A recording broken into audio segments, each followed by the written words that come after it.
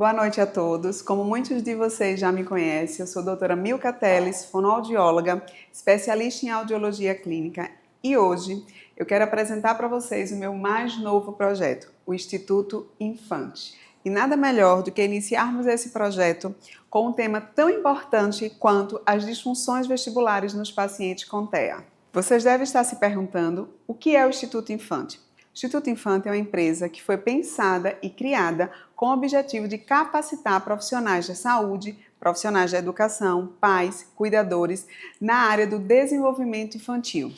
E é com grande satisfação que eu convidei a minha amiga, a doutora Aline Cabral, para ser a nossa consultora científica. Então vamos falar um pouquinho quem é a doutora Aline Cabral. Doutora Aline Cabral é professora associada da Universidade Federal de Sergipe, consultora científica da Infante, pós-doutorado pela Universidade Federal de São Paulo, doutorado e mestrado pela Universidade de São Paulo. Gente, é extenso demais o currículo dela. Acho que é melhor chamar logo a doutora Aline para a gente dar início, não é? Vem cá, doutora Aline. Muito obrigada por estar aqui, por ter aceito o meu convite, por ter embarcado junto desse meu projeto. Obrigada. Eu que agradeço. E eu gostaria de agradecer a Milka, a Infante e a todos vocês que estão nos assistindo. Então agora chegou a hora, né? Vou deixar vocês aqui com a professora doutora Aline, mas vou ficar aqui acompanhando a aula para selecionar as perguntas que vocês vão estar fazendo através do chat e no final da aula a gente responde para vocês, tá bom? Fiquem à vontade, professora Aline. Boa aula. Muito obrigada. Boa noite a todos que estão nos acompanhando nessa quinta-feira. A convite da Infante, eu venho falar com vocês sobre disfunção vestibular no TEA. Por que nós devemos intervir? É um tema que está sendo bastante discutido e muito tem se falado sobre as alterações motoras no TEA, mas pouco tem se conversado sobre as próprias disfunções vestibulares e o impacto que elas causam no equilíbrio e até mesmo na linguagem, na sociabilização desses pacientes. As características clínicas do TEA, elas podem comprometer basicamente 3 pilares. Com relação ao funcionamento social, ou seja, a interação desses sujeitos com os outros sujeitos, preferindo muitas vezes brincar sozinhos, né? Com relação também aos domínios comportamentais, eles têm comportamentos repetitivos, estereotipados, têm interesses restritos com relação a determinados objetos, determinadas coisas, eles fixam em objetos e também com relação a os domínios comunicativos, ou seja, eles apresentam alterações na linguagem, na atenção, na memória a curto prazo e muitas vezes eles não chegam a desenvolver a linguagem. Isso depende muito do nível de suporte que esse paciente está. Tem se questionado também quais os fatores etiológicos que podem causar o TEA, né? Então, um forte componente como fator etiológico para o TEA são os fatores genéticos, ou seja, a gente observa diversas mutações em genes que podem contribuir para o desenvolvimento do TEA. Associada a isso, nós temos várias influências epigenéticas, ou seja, são agentes ambientais, são fatores ambientais que na gestação ou na primeira infância, elas podem alterar a expressão gênica sem mesmo modificar o DNA. Nos últimos anos, tem visto um aumento significativo no número de casos de TEA, de diagnósticos do transtorno. Então, há 20 anos atrás, a gente via que uma a cada aproximadamente 150 crianças apresentavam diagnóstico do espectro. Hoje em dia, né, em 2022, a gente tem um dado de uma a cada 44 crianças com maior prevalência no sexo masculino. E a gente se questiona muito o porquê desse boom, desse diagnóstico. Eu acredito que não tenha sido apenas pelo aumento do número de casos de TEA, mas pela capacitação dos profissionais e pela visão desses pais com relação às manifestações clínicas do próprio TEA e a identificação delas. Existe uma variabilidade muito grande com relação às manifestações clínicas do espectro. né? Então, a gravidade e os sintomas, eles variam de indivíduo para indivíduo e nós temos vários níveis de suporte, né? 3 níveis de suporte. E essa idade de diagnóstico, ela vai variar a depender da gravidade do TEA. Mas, normalmente, a gente tem que os sintomas são identificados por volta do 2º ano de vida. Alguns sinais a gente pode identificar precocemente nesses sujeitos, como a comunicação não verbal alterada. Então, muitas vezes, eles não têm funcionalidade nessa comunicação não verbal, eles não conseguem apontar adequadamente, têm dificuldade em compartilhar objetos, né? Eles têm, muitas vezes, comportamentos específicos, como comportamentos estereotipados, eles focam em determinadas coisas, em determinados temas, eles podem ter também seletividade alimentar e eles têm resistência muito grande com relação às rotinas, à mudança das rotinas, né? E esses sujeitos também têm, normalmente, atraso na fala, tá? É uma defasagem para expressar e para a comunicação espontânea também. E pode haver tanto um atraso para o desenvolvimento da fala, como até uma ausência dessa fala. Além dessas alterações, tem-se muito falado sobre as alterações motoras do próprio TEA. E muitos profissionais, inclusive, têm falado da importância que se tem em indicar atividades físicas para esses sujeitos como uma forma até de melhorar essa motricidade deles. Então, o que a gente encontra, né, e que tem se falado bastante? Nas alterações da coordenação motora fina, então habilidades até mesmo de escrever, manusear objetos, a coordenação motora grossa, no correr, no pular, no andar, né, e até mesmo no planejamento motor. Então, às vezes, eles têm dificuldades em executar sequências motoras mais complexas. Isso tudo vai dificultar o quê? O processo da própria aprendizagem, né? O manuseio desse espaço e desse ambiente, que são inputs para o processo de aprendizagem desse sujeito. E qual a prevalência dessas alterações motoras e dessas alterações no equilíbrio no TEA? Né? Tem uma prevalência muito comum e muitas vezes são consideradas características centrais do próprio TEA. As manifestações, né, estão relacionadas muito com problemas na postura, uma marcha atípica, ausência para a coordenação desses movimentos, o descontrole dos esfíncteres também, e até mesmo o postergar na enurese toturna tem relação com o desequilíbrio. E esses déficits motores e do desequilíbrio no TEA, eles têm um impacto muito grande no desenvolvimento cognitivo e social dessas crianças. Então, diferente do que se pensa, que as questões motoras de equilíbrio têm apenas relação com a motricidade, a gente tem uma relação desses aspectos com o próprio desenvolvimento de linguagem e social. E nós focaremos agora, né, na temática específica do nosso webinar com relação às alterações auditivas e vestibulares no TEA. E por que é tão importante a gente falar também dessas alterações auditivas, além das alterações vestibulares?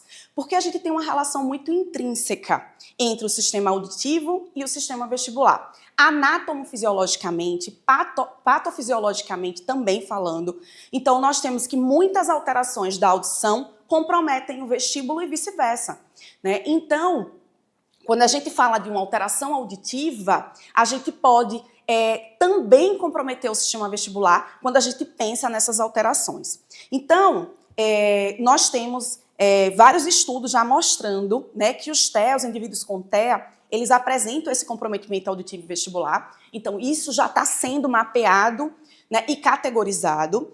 E várias alterações, estudos recentes estão mostrando alterações neuropatológicas, tanto no tronco cerebral quanto no cerebelo desses indivíduos. E a gente sabe, né, que no tronco cerebral ficam os núcleos vestibulares, auditivos, e o cerebelo é o maestro desse equilíbrio, ele que controla esse equilíbrio. Então, como disfunção auditiva no TEA, o que é que a gente observa? Os sujeitos com TEA, eles apresentam reações exageradas, exacerbadas com relação a estímulos sensoriais. Sejam estímulos táteis, estímulos olfativos, estímulos gustativos e também são muito comuns alterações nesses estímulos auditivos. E o que a gente observa também é uma sensibilidade aumentada ações específicos, caracterizando uma hiperacusia e muitas vezes uma misofonia nesses pacientes. E a gente observa isso, né?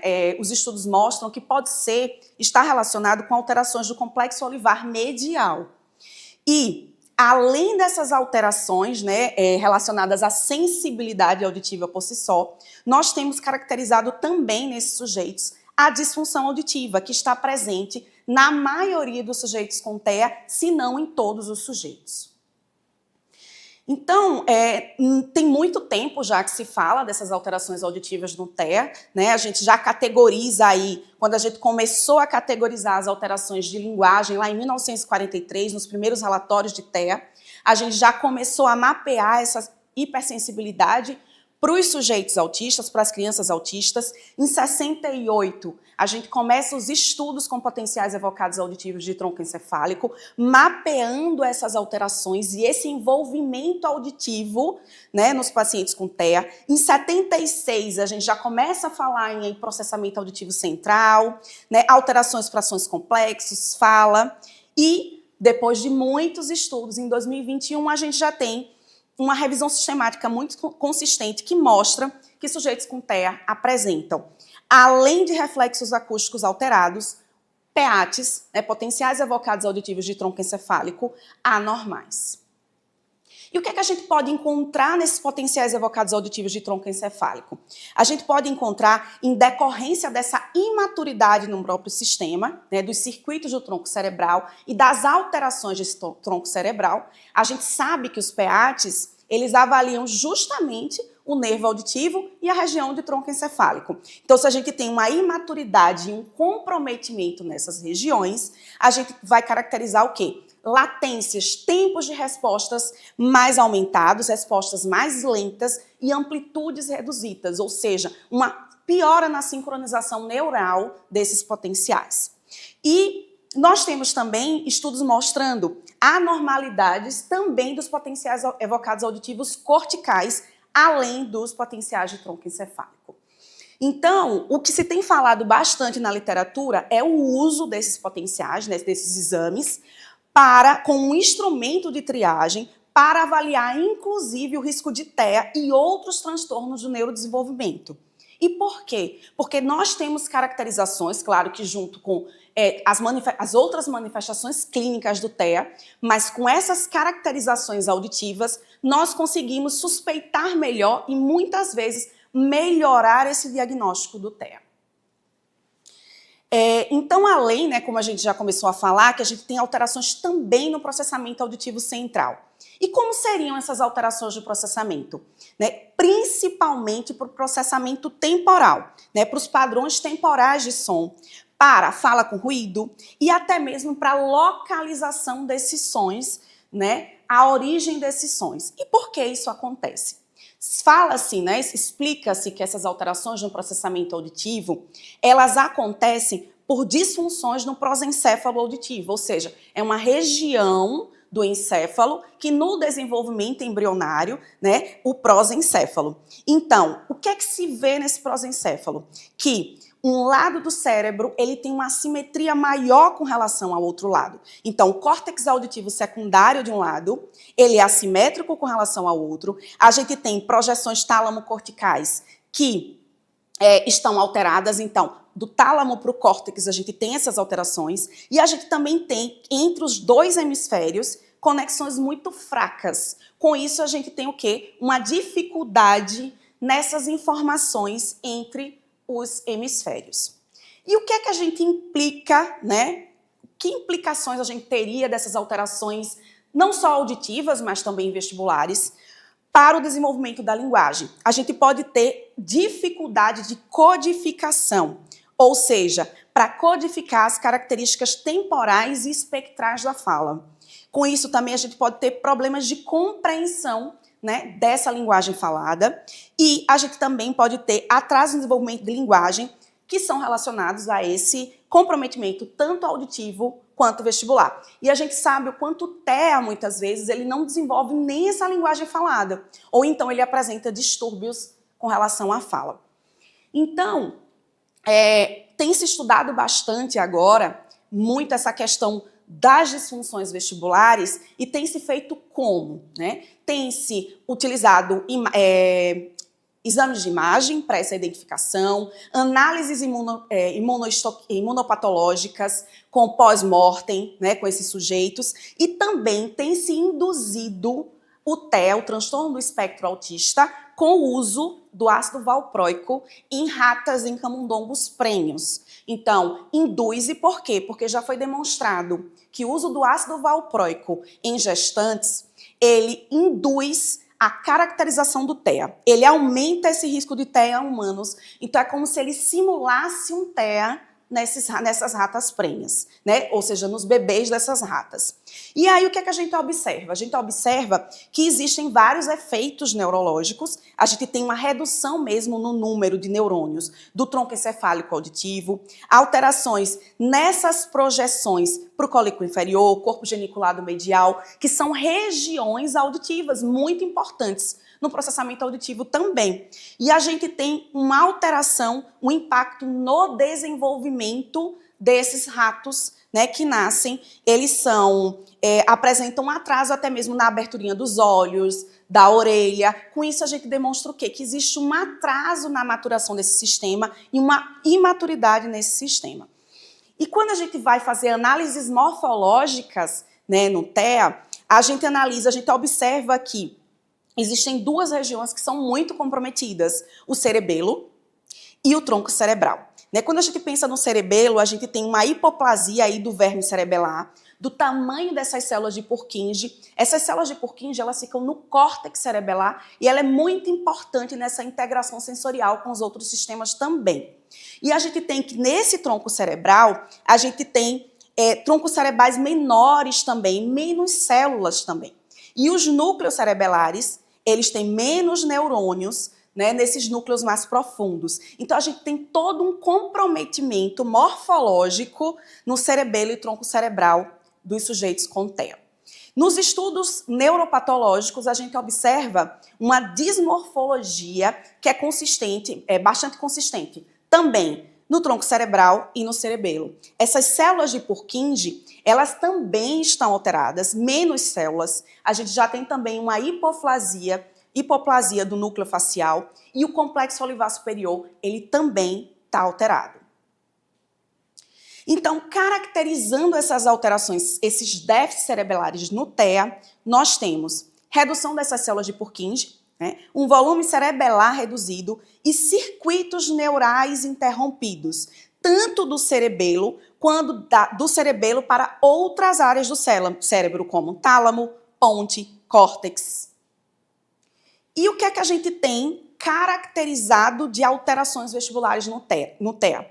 A gente sabe que no TEA a gente não tem alteração da função periférica em si, dessas regiões periféricas. O que a gente tem é a alteração central, disfunção vestibular central nesses sujeitos. Então, o processamento central, ele está alterado, o que afeta, né, ele está subdesenvolvido, o que afeta o equilíbrio. Então, a gente tem manifestações clássicas nos pacientes com TEA, com instabilidade postural, né, disfunção da masta e até mesmo a alteração oculomotora, que é tão importante para o processo de aprendizagem, para o desenvolvimento da leitura e escrita.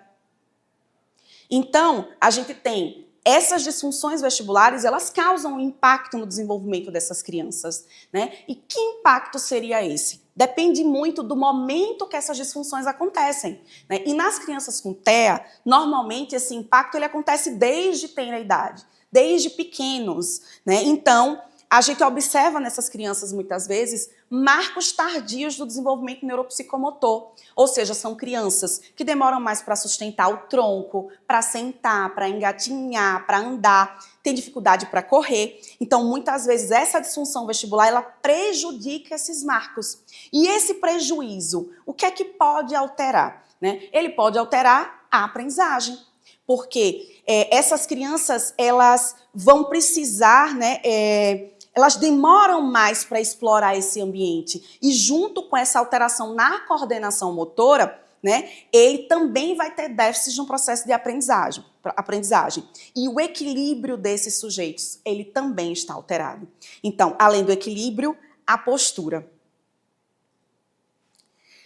E diferente do que se achava, o cerebelo ele não é apenas único e exclusivamente relacionado à coordenação e ao controle de movimentos. Ele também tem um papel muito importante na função cognitiva. Não só o cerebelo em si, mas o equilíbrio, né? Quando a gente tenta se manter em equilíbrio, a gente estimula áreas cognitivas do cérebro. Então, um desequilíbrio, né, vai fazer, por exemplo, com que o sujeito, ao invés dele focar a cognição nas atividades que ele está realizando, por exemplo, numa atividade que ele está fazendo um processo de aprendizagem de determinada coisa, ele vai focar para manter a sustentação do pescoço, do tronco, para andar. Então, ele vai necessariamente ficar com o quê? Com mais déficit de atenção, né? Com mais...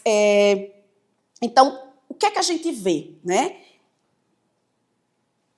Que essas crianças, elas apresentam, sim, uma disfunção vestibular central, não tem necessariamente uma alteração vestibular periférica, tá?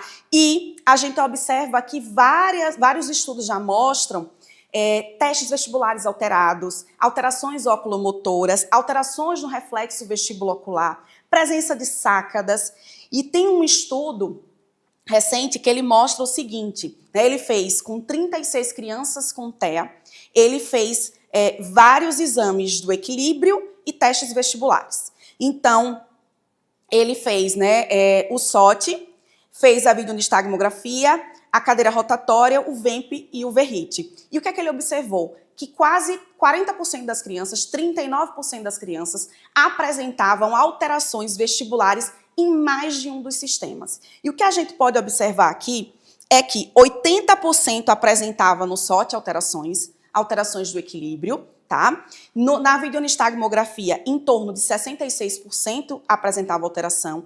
Na cadeira rotatória, 32%. Os VEMPs, 24%. E no VERRIT, 38%. Quando a gente observa isso, tem um padrão de anormalidade muito grande nesses pacientes. Tanto para o sistema vestibular, né? Então, assim, quando a gente analisa os sistemas de forma isolada, a gente não teria tanto alterações muito pronunciadas, por exemplo, no VEMP. Mas quando a gente analisa vários sistemas, inclusive o equilíbrio, né, na posturografia, a gente observa que esses pacientes, tipo, a cada 10 pacientes, 4 apresentam alterações vestibulares. E o sistema vestibular, ele apresenta um papel, assim, fundamental e crucial na integração sensorial. Então, uma disfunção vestibular, ela pode contribuir para quê? Para os desafios na integração sensorial, que é algo tão impactante para esses sujeitos com TEA, né? Então, essa desintegração sensorial, né, esses desafios, eles causam, inclusive, alterações no comportamento desses sujeitos, que é algo que tenta se trabalhar tanto em terapia e em reabilitação, tá? E quais seriam os desafios nessa integração sensorial decorrentes das alterações vestibulares? Alteração na atenção, no foco, na regulação emocional, ou seja, esses indivíduos, eles têm dificuldade de gerenciar essas emoções, essa autocalmização, né, que tantos sujeitos com TEA, com nível de suporte mais grave, eles têm dificuldade, pode ser decorrente dessa desintegração sensorial, característico da alteração vestibular, né, e também das próprias sensibilidades sensoriais. Então, indivíduos com TEA, eles podem ter tanto uma hipossensibilidade para os estímulos vestibulares, quanto uma hipersensibilidade para esses estímulos vestibulares, tá? E o que é que a gente observa? Que a disfunção vestibular e cerebelar, ela pode afetar muito o desenvolvimento infantil, né? Principalmente das crianças com TEA, que elas já têm outras manifestações clínicas associadas. Então, o equilíbrio é um requisito essencial para a aprendizagem motora, para a realização das atividades diárias, para a adequação da interação social desse sujeito, que é tão prejudicada no indivíduo com TEA, e para o desenvolvimento desses sujeitos também, e para o desenvolvimento de linguagem.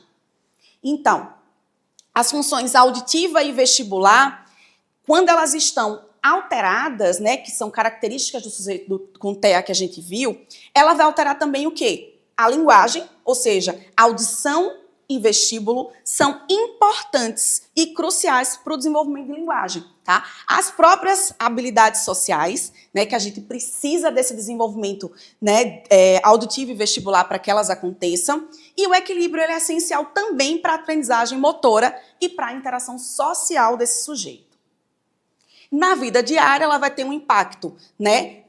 Ela vai ter dificuldade para executar determinados movimentos, para a manutenção da postura. A gente sabe que quando os sujeitos têm dificuldade para manter essa postura ereta, eles vão utilizar as regiões cognitivas do cérebro para manutenção do equilíbrio, ao invés de aprendizado, de utilizar para tarefas cognitivas, para tarefas de aprendizado. A gente vai ter desafios também nessa integração sensorial e pode afetar o quê? As próprias interações sociais do sujeito, tá? E o próprio processo de aprendizagem. Quando a gente vai ter problemas de atenção, de concentração e do próprio processamento sensorial, nós podemos ter o quê? Problemas do próprio processo de aprendizagem. Então, os impactos no desenvolvimento motor, né, o que é que a gente encontra como impactos nesses sujeitos? Atrasos motores. Então, sujeitos com TEA, eles podem demorar mais para o desenvolvimento neuropsicomotor. Então, para o engatinhar, para o andar, para o caminhar, para a própria coordenação motora, eles podem ter instabilidade postural e pode ter também alterações nos movimentos oculares e alterações oculomotoras também. Então, comportamentos associados, comportamentos assim que são tão importantes nos sujeitos com TEA, que a gente tenta trabalhar tanto em terapia nesses sujeitos, eles podem estar associados à disfunção vestibular, como a instabilidade, ou seja, são sujeitos que eles têm dificuldade para caminhar em linha reta, às vezes eles são crianças mais desajeitadas, mais desorganizadas, eles, na tentativa de ter um autoconforto vestibular, eles podem balançar o corpo, girar. A gente tem também o andar na ponta de pé, que está muito relacionado com o quê? Na tentativa de colocar o sistema vestibular, né, em equilíbrio, de melhorar essas informações vestibulares. Temos também a questão da hiporreatividade, hiperreatividade, né, numa busca sensorial constante, né? Então, muitas crianças começam a fazer movimentos repetitivos, a balançar, fazer estereotipias, né? Muitos também têm aversão a algumas atividades, como balançar, escalar, então tem a evitação sensorial por causa dessa disfunção vestibular. Então, o que a gente encontra hoje muito é que essas disfunções auditivas e disfunções vestibulares, ela é muito negligenciada e ela é atribuída muitas vezes a outros distúrbios do neurodesenvolvimento. Então, muitas vezes a gente tem, né, em consultórios crianças com TEA que nem uma avaliação auditiva tem.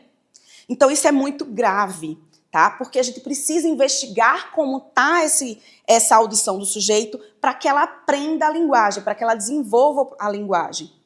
Então, nós temos diversos desafios no diagnóstico do TEA, dentre eles as semelhanças que algumas manifestações das disfunções vestibulares têm com relação às próprias características clínicas do TEA. Então, a gente pode confundir essas manifestações, né? A gente pode ter, né, uma comunicação limitada desses sujeitos que já têm alterações de linguagem, muitas vezes alterações na fala, alterações no comportamento. Então, muitas vezes chegam nos nossos consultórios pacientes por volta dos 5, 6 anos de idade que só estão conseguindo ter um diagnóstico de disfunção vestibular agora nessa idade porque eles começaram a expressar e a falar o que estão sentindo. E são crianças neurotípicas, né, sem uma alteração, né, sem o diagnóstico do transtorno. Imagine uma criança com o diagnóstico do transtorno. Ela vai ter muito mais dificuldade para expressar o que ela está sentindo e muitas vezes para entender que aqueles sintomas são anormais. Então, o que é que a gente tem com isso? Uma subnotificação dos problemas vestibulares nas crianças com TEA. Então, a gente precisa ter, nós como profissionais, um olhar diferenciado para essas crianças.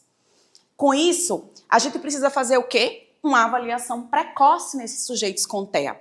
Então, nós como profissionais, nós devemos realizar uma observação mais detalhada dessas características, dessas manifestações clínicas, nós devemos orientar pais e cuidadores para que eles fiquem atentos a esses possíveis sintomas e a gente precisa encaminhar para uma avaliação autoneurológica para que um diagnóstico preciso seja realizado e, com isso, a gente intervenha precocemente, melhorando o prognóstico desses sujeitos e a qualidade de vida deles. E quais os benefícios que nós teríamos com esse encaminhamento e com essa intervenção nesses sujeitos? Uma melhora no desenvolvimento motor, na coordenação, na participação em atividades físicas, porque não só os pacientes com TEA, mas os sujeitos com tontura, crianças com tontura, elas têm aversão a atividades físicas, aversão à dança, atividades que precisam de ritmo, e muitas vezes essa atividade física ela até melhoraria, né, o equilíbrio desses sujeitos. Mas com a aversão, com essa interação social muitas vezes limitada, piora-se ainda mais esses componentes motores, né? Então, a gente pode aumentar a autonomia desses sujeitos, porque a gente faz com que eles fiquem mais independentes nas atividades diárias. A gente viu o quanto essas disfunções vestibulares, elas comprometem as atividades diárias, né? Porque a gente vai melhorar o quê? A coordenação motora, a estabilidade, a postura, o equilíbrio. A gente pode melhorar a sociabilização no momento que a gente reduz comportamentos repetitivos, estereotipados, a gente tem um maior engajamento social desses sujeitos. A gente melhora a autoconfiança. Por quê? Porque eles conseguem ter mais segurança para participar de atividades sociais, atividades escolares. E o que é que a gente pode recomendar diante de tudo isso? Para vocês, profissionais da saúde, que incorporem nas avaliações de vocês as avaliações vestibulares de rotina para o TEA. A gente não precisa, para isso, fazer exames instrumentados. Nós podemos fazer uma avaliação básica, uma avaliação clínica não instrumentada, rápida, e que a gente pode rastrear essas alterações vestibulares nesses sujeitos. Para pais e cuidadores, a gente tem que incentivar, né, que esses pais coloquem seus filhos em atividades que promovam esse desenvolvimento sensorial, que sejam atividades lúdicas, que melhorem esse equilíbrio, que coloquem atividades físicas, num balé, né, e em outras atividades motoras.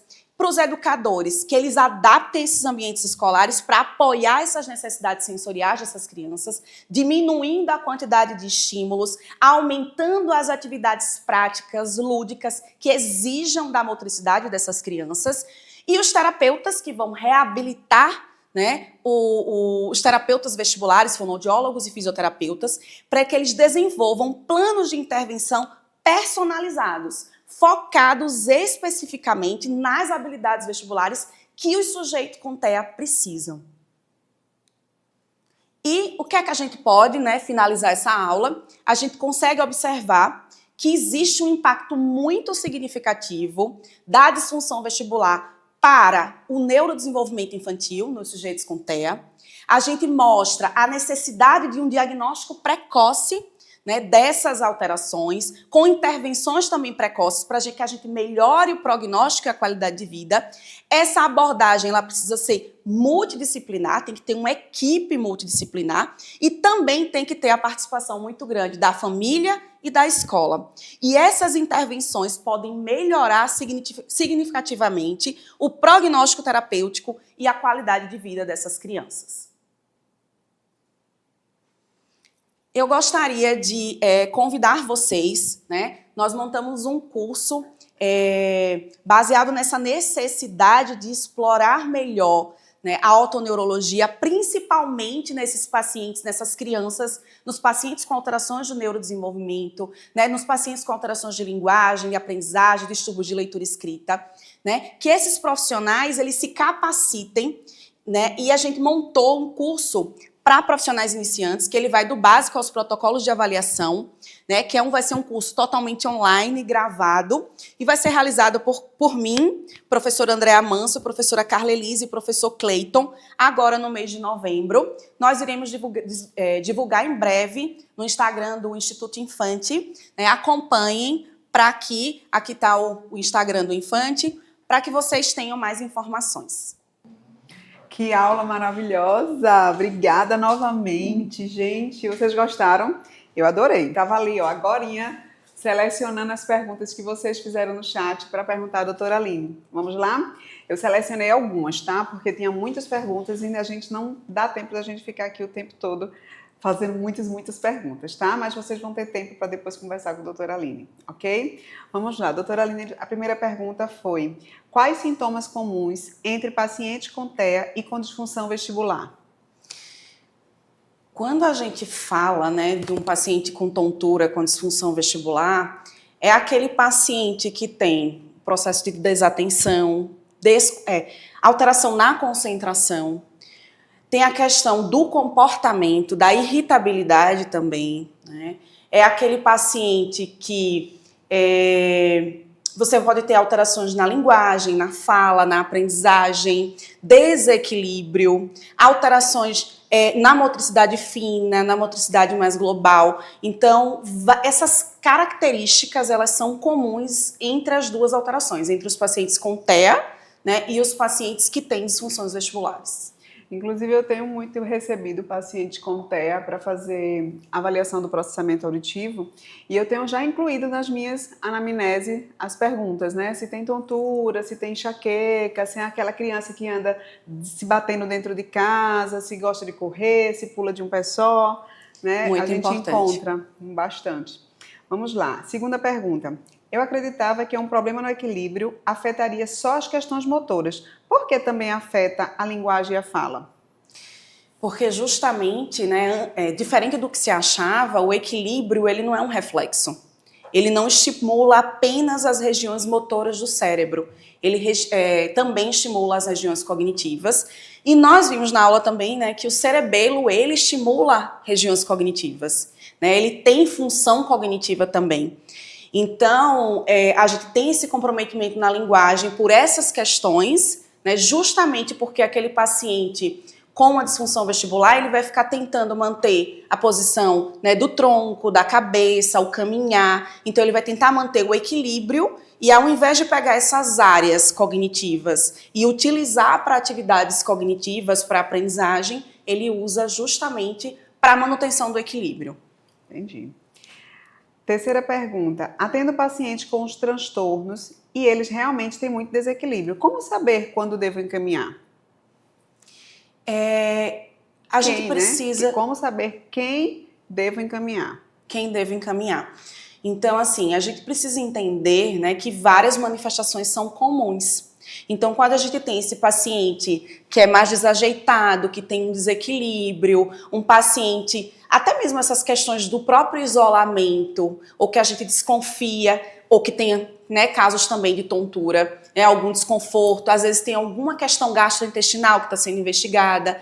O postergar da enurese noturna, né, quando a gente pensa na enurese noturna, é algo bem importante. Por quê? Porque a criança ela não vai querer sair da cama, porque ela tira um input visual, muitas vezes proprioceptivo também, que são importantes entradas sensoriais, né, no momento que ele está deitado na cama. Então, tira o input proprioceptivo, visual, porque normalmente está no escuro. Então, com essa disfunção vestibular, ele não vai se sentir à vontade para sair da cama, então ele vai fazer, né, o xixi na cama. Então, por isso que ele posterga. Então, tem várias características que nos levam a entender. Mas o que eu mais acredito que possa ser feito é que, na dúvida, a gente precisa encaminhar, né? E existem, sim, né, avaliações clínicas, funcionais, que a gente não precisa de equipamentos e que elas podem ser feitas no próprio consultório, por profissionais que não precisam ser especialistas em otoneurologia. Eles podem aprender essas avaliações como até uma forma de triar, né, se esses pacientes eles têm necessidade de uma avaliação mais complexa, né, e saber, inclusive, que exames fazem parte dessa avaliação para estar solicitando exames específicos para complementar, né, até mesmo esse diagnóstico. Ok. A quarta pergunta: por que alguns pacientes com TEA andam na ponta do pé? É uma pergunta bem interessante, né? né? A gente vê muito essas crianças, né? Uma das características que a gente tem observado, que a gente observa muito, né, nas crianças com TEA, é andar de ponta de pé. Justamente para tentar adaptar o sistema vestibular, para manter o equilíbrio, né? Muito parecido com o que a gente vê, como se fosse uma adaptação sensorial mesmo do paciente com TEA. É muito comum que a gente vê, por exemplo, é como se fosse até uma relação do paciente que tem um torcicolo paroxístico benigno da infância, que ele tem o torcicolo por causa da disfunção vestibular. Então, ele muda a posição da cabeça com o torcicolo na tentativa de melhorar essa entrada sensorial. Então, é a mesma coisa que um paciente com TEA faz. Ele anda na ponta do pé para melhorar a entrada sensorial, melhorar esse equilíbrio. Vamos lá para a quinta pergunta. A partir de que idade conseguimos fazer avaliação vestibular? Consegue fazer com crianças pequenas?